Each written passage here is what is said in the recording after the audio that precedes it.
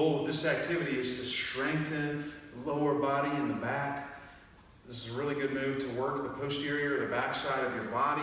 I'll usually program this for someone who needs more hip extension based activities or someone who needs more force production, such as a power lifter.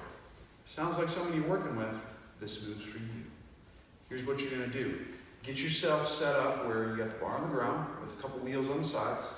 I'm going to line up pretty narrow in my stance. I want to be within the soft part of the bar, not the rough edges that you would grip.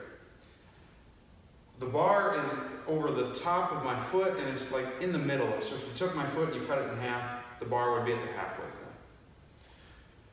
When you're going to perform a deadlift, it's broken down into 2 steps basically. But the first thing I'm going to do is I'm going to stack by tucking my hips, exhaling my rib cage. You're going to take a breath of air in. What you want to do is you want to push your hips back as far as you can, keeping that tuck. Once you've taken up all the slack, you can't go back any further. You don't want to round over. What you're going to do instead is bend your knees to get down to the bar.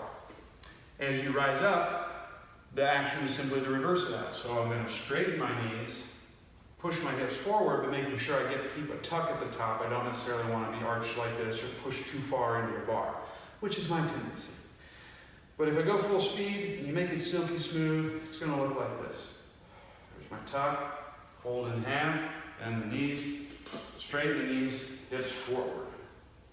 Fold in half. This would be at full speed.